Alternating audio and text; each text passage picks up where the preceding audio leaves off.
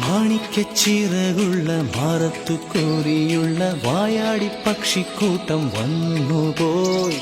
കാടൊന്നു കാണാനായി കൂടൊന്നു കൂട്ടാനായി ആകാശപ്പുഴ നീതിൽ കുതിച്ചുപോയി. കണ്ടു മലനിര ഓഹോ